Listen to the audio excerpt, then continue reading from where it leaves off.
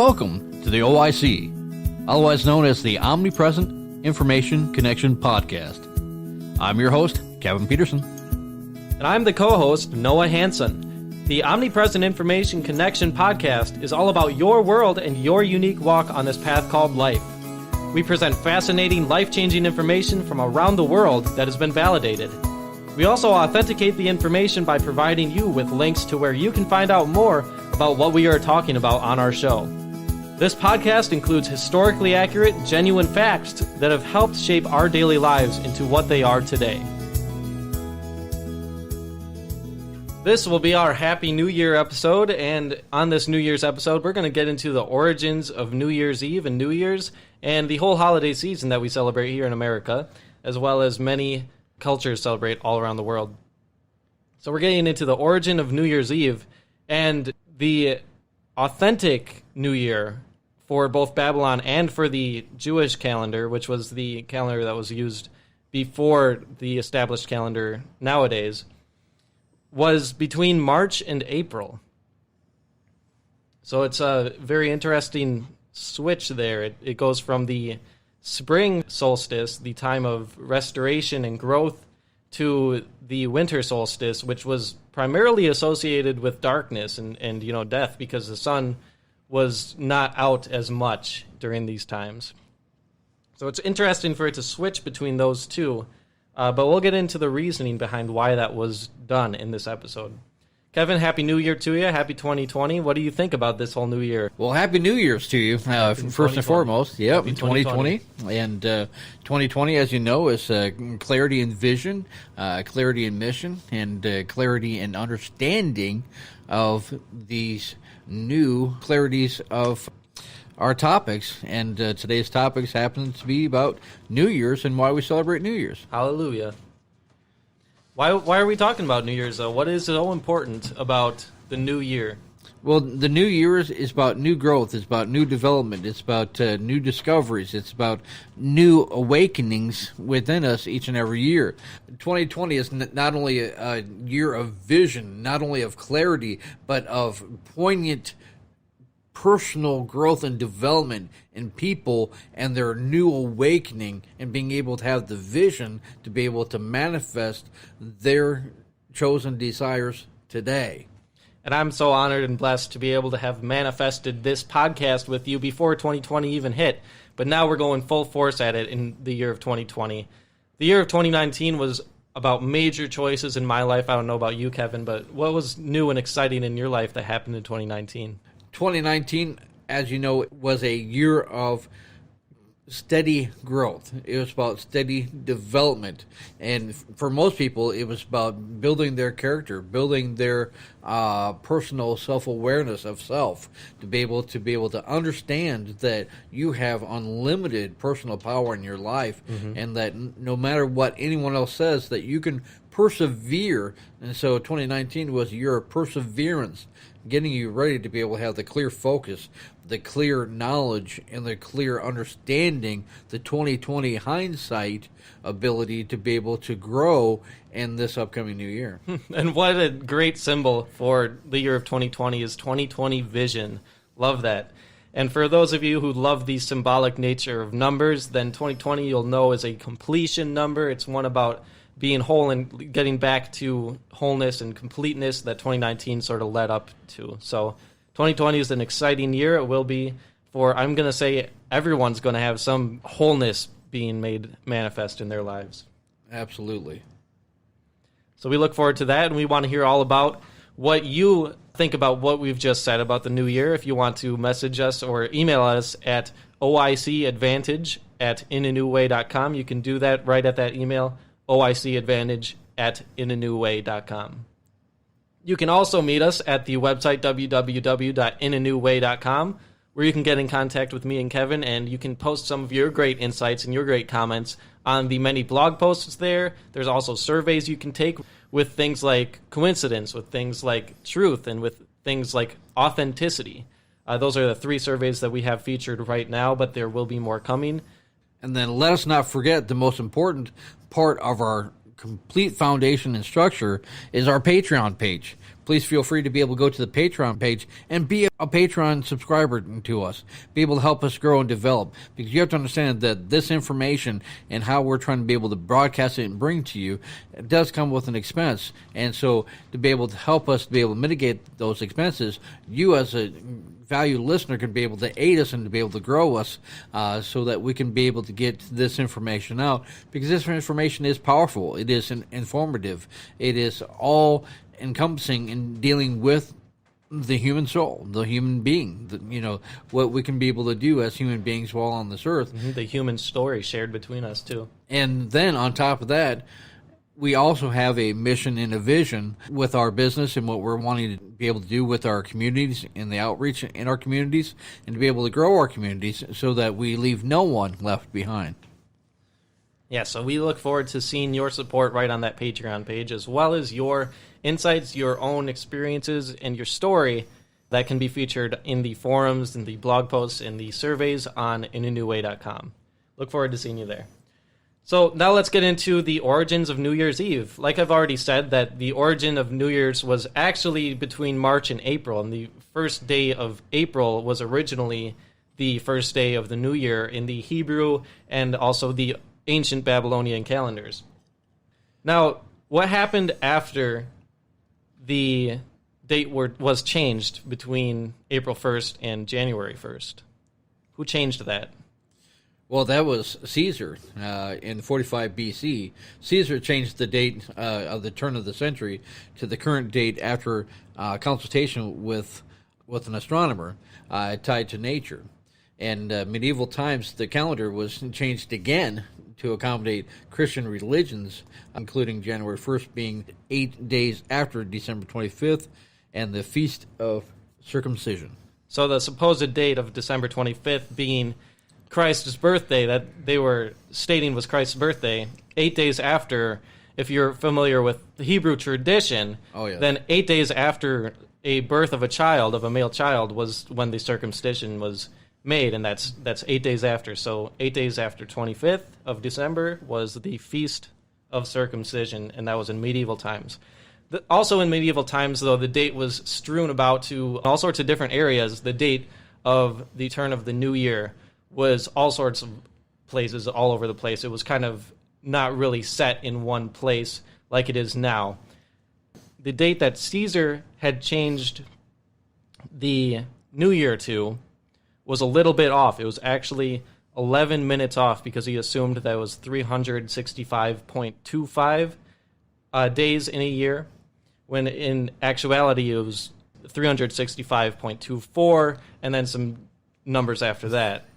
And that was an 11-minute difference that by 1,500 and something BC, it was about 10 days past what the new year was.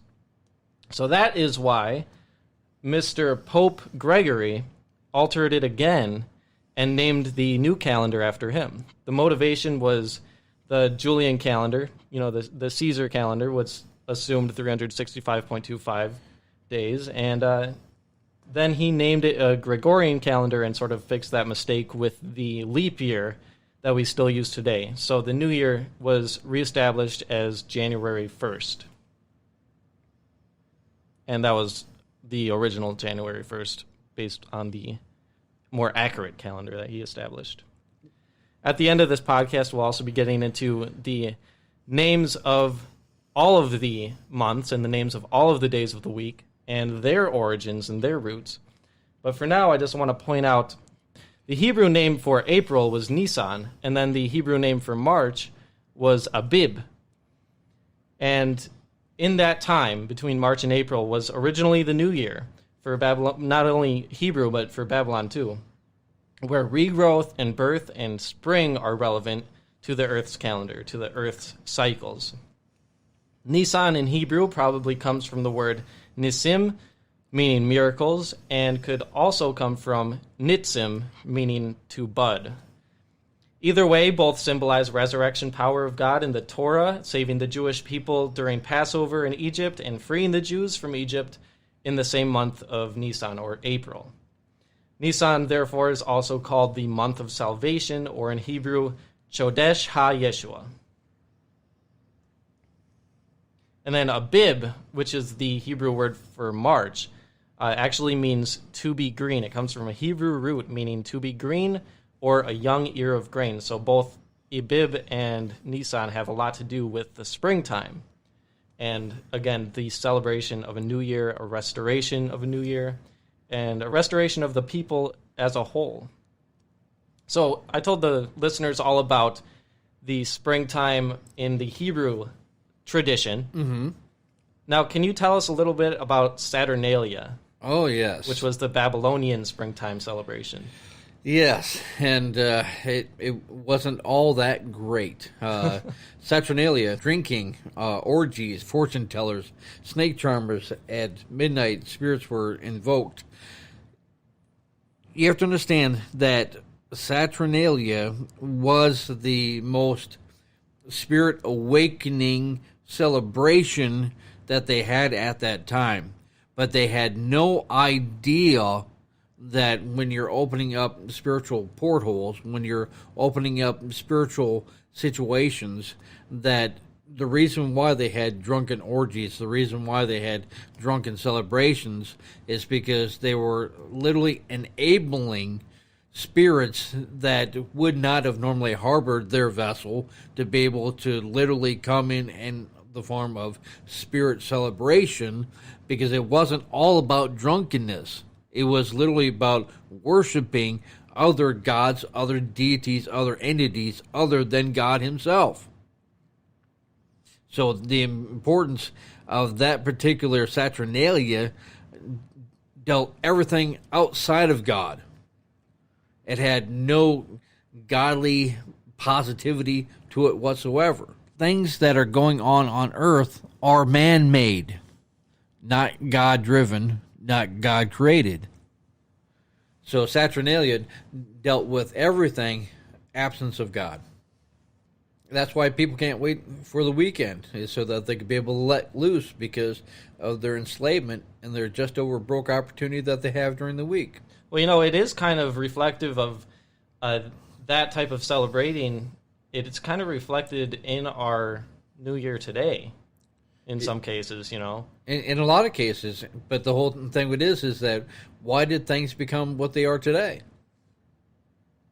It's very interesting that it sort of lines up that way. Now, that Saturnalia was a springtime celebration, though. That was a springtime, ancient spring celebration and the turn of the new year. Yes, it dealt with new growth, new development, right, all that sort of thing. And, even the Native American Indians had a celebration dealing with new growth, new development in spring, but it had nothing to do with Saturnalia.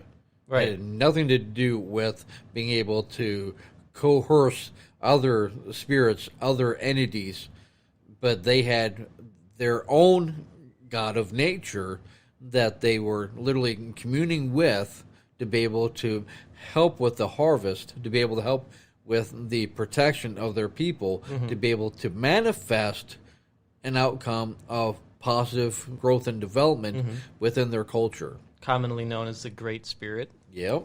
Now, obviously that's not the same type of celebrating. That's not the orgies and the drunkenness and all that kind of stuff. But the Native Americans, I'm glad you brought that up, were very intent on communicating with their ancestors. Not a bunch of mythological gods that represented different types of things, but more their ancestors who could assist them. Plant spirits, they believed in that each plant had a spirit, things like that. And each animal, they're very intent on what the animals symbolize too. So it's a beautiful thing, and I really love Native American culture for those reasons. Absolutely.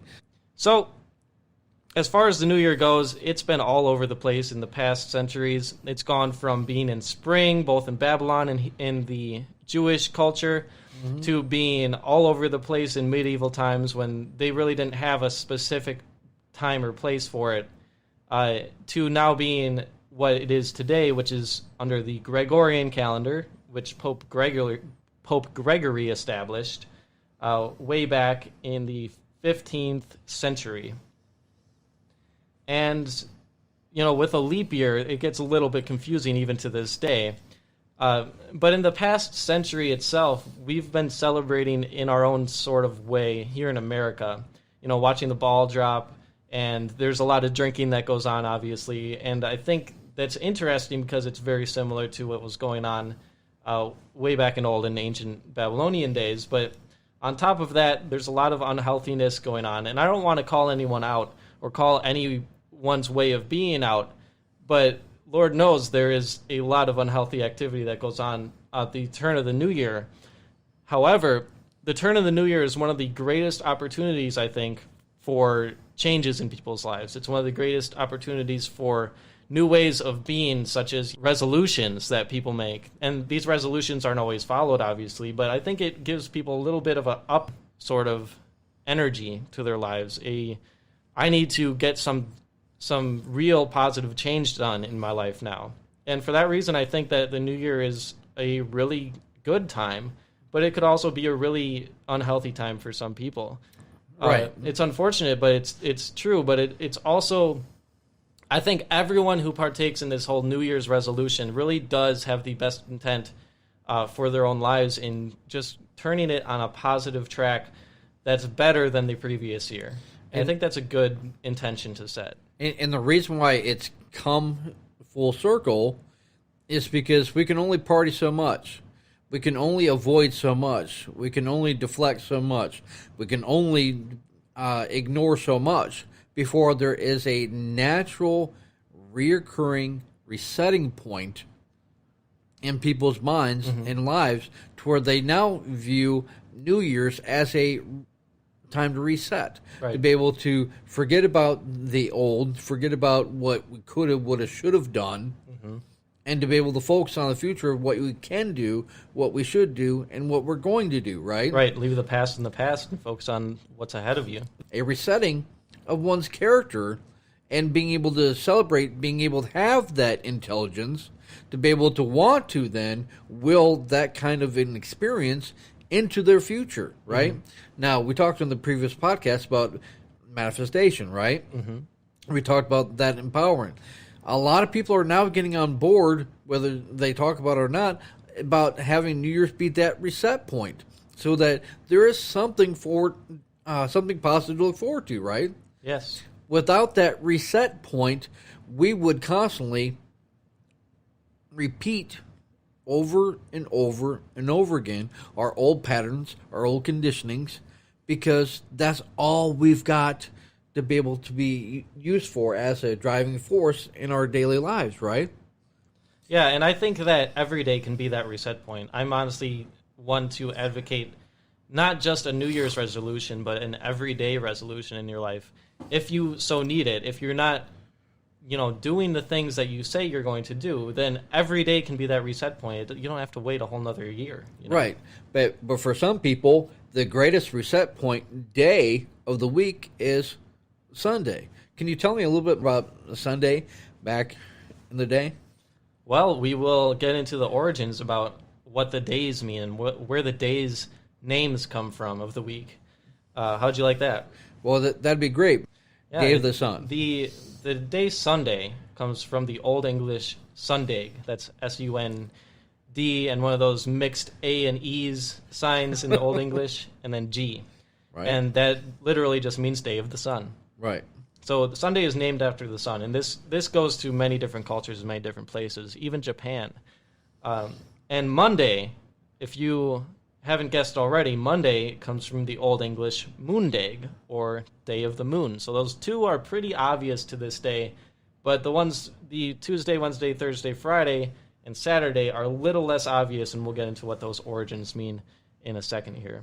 So, Kevin, what's the significance, though, of Sunday and Monday? Or, Sunday and Moon Day? The significant difference between Sunday and Moon Day, other than, them being Old English. But why are they named after the sun and the moon? Because way back when we didn't have the type of education that we have now, we had to be able to rely upon what we had as far as knowledge back then and our gods. And so, way back then, when we needed to be able to establish or create something, we referred back to the gods of yesteryear, of what we had known, and that's how they got named. Mm-hmm. All right, so that is a perfect transition into the next days of the week. Tuesday, we'll go right ahead here, Sunday, Monday, Tuesday. Tuesday is named after gods of war in many different cultures. And, the ones that you're probably familiar with are Mars and Ares. Mm-hmm. But Tuesday was actually after the German god of war, whose name was Tiw. And that one seemed to have stuck and was made into Tuesday. And then the celestial body that is associated with Tuesday in ancient times was Mars. And obviously that's the Roman god of war. Correct. Wednesday is next, and if you want to tell us a little bit about Wednesday, that's a little more complicated here. It is, but yet I know it so well. So Wednesday, and then in Old English it's Wodennesdag, meaning Woden's Day. Often gods are considered to be the same across cultures, the most famous being Greek and Roman gods. And so this day was named after another god. Now, the reason why it was done that way was Woden is associated with Mercury, and the Roman god Mercury is considered the same as Odin in Norse mythology. Now, who was Odin? What important role did Odin play? And why did we,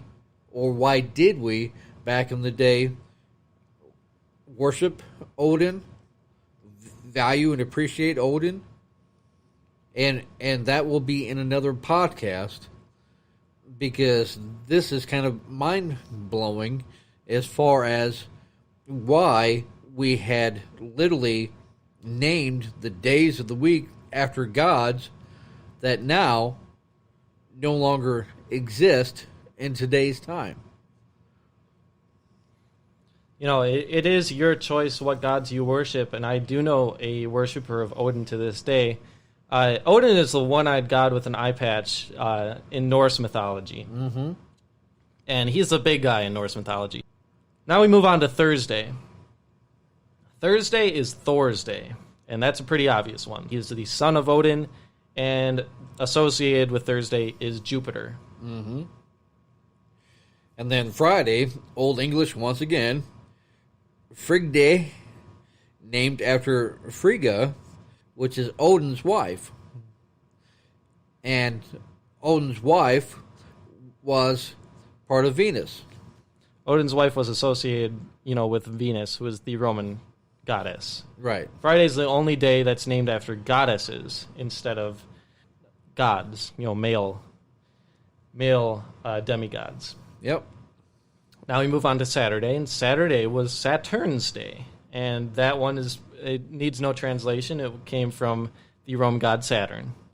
And again, the celestial body of that is Saturn. And Fridays was, just like Fridays was Venus. Now we've gone through all of the days of the week, and as you have heard, they are all based on celestial bodies in some way, shape, or form. Whether it's literally like Sunday and Moon Day, or a little more complicated, just like Wednesday being Woden's Day, associated with the Roman god Mercury. So it gets pretty complicated, but it is all based on either old gods or, well, I believe they're all based on old gods, because there was a sun and a moon god in Roman culture, Oh, yeah, and then in Egypt, the sun god Amun-Ra. Amun-Ra, right? Yep. Mm-hmm. And so the bottom line is that man came up with this. Now, why can't we now, with all of our technology of today, transform Monday, Tuesday, Wednesday, Thursday, Friday, Saturday, and Sunday into new names that actually have a greater value? You know, Kevin, that's interesting because why can't we do that? Well, if you want to change the names for yourself, you can do that. You have the power. You can take your power back from whatever established anything there is. However, if you want to change the whole world and have everyone agree upon this in an entire culture, that's a little more tough. It is, but you have to understand is that somehow it was accomplished way back in the day, right? Mm-hmm. So if they had less technology and less outreach back then and to be able to get it done, why can't we have a better outreach and a better way of being able to communicate to be able to get it done?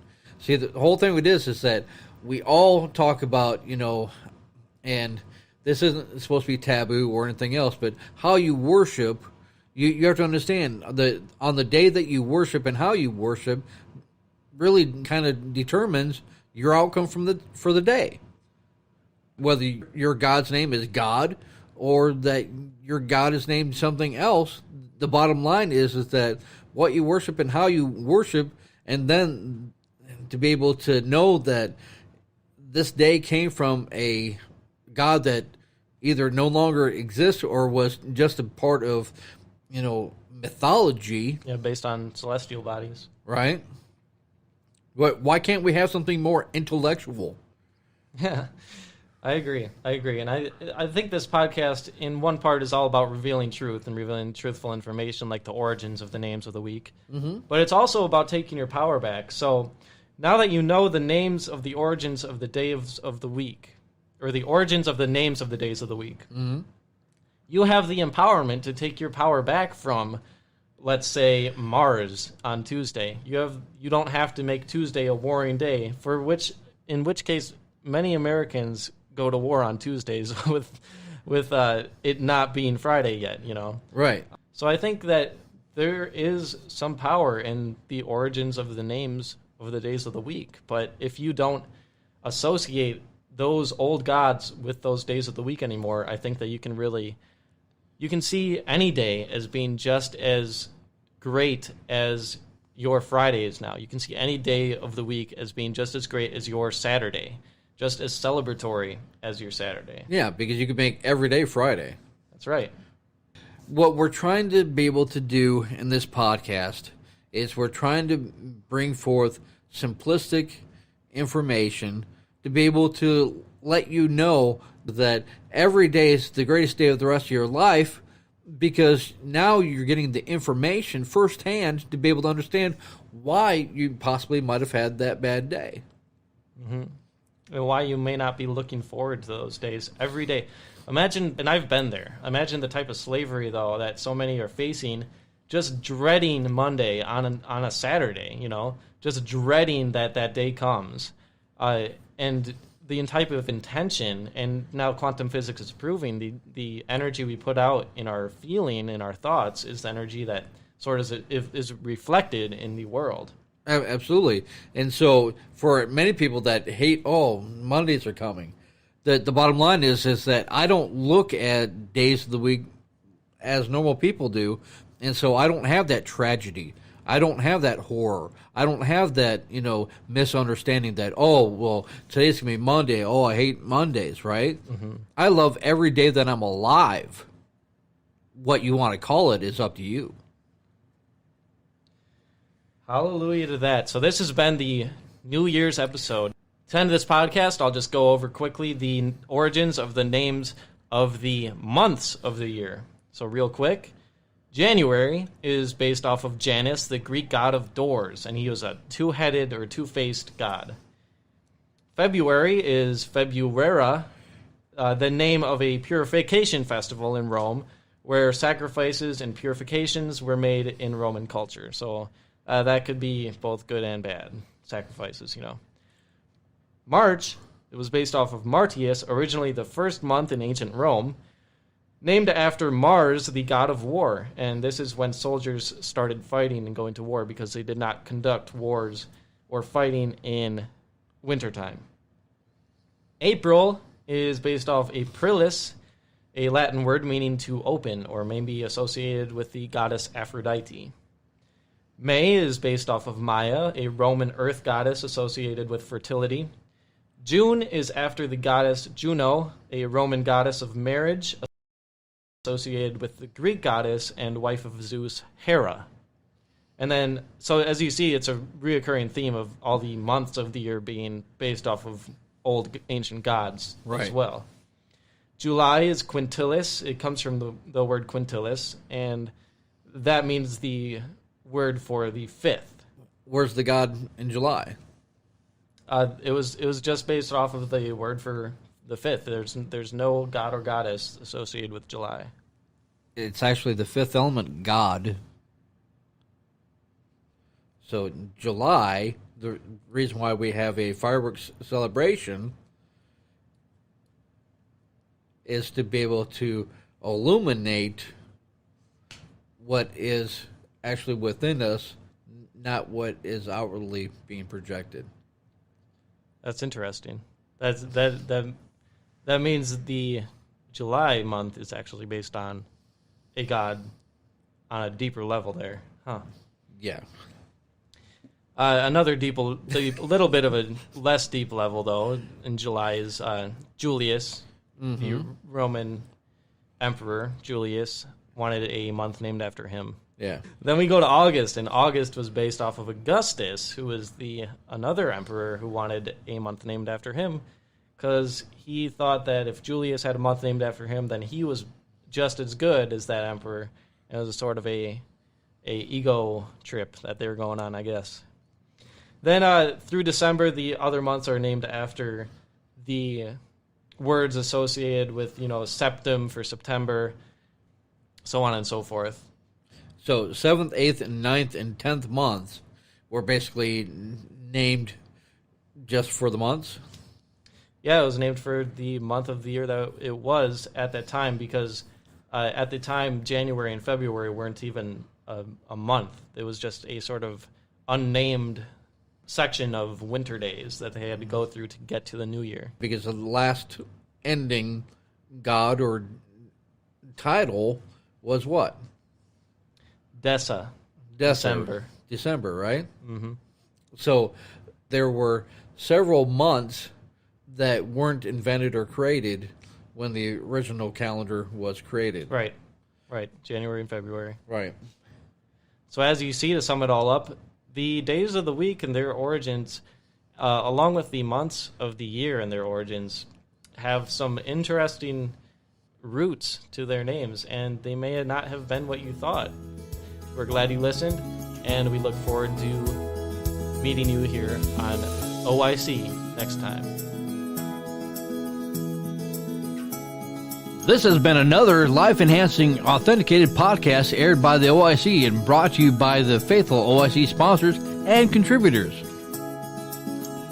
Please tune in every week and subscribe to our podcast. And while you're there, explore our website with all the posts, videos, and podcasts that we have created with you in mind. While you're on the journey through our website, you will see our Patreon page where you can become a faithful contributor yourself with the freedom to be a part of our team today. Thank you.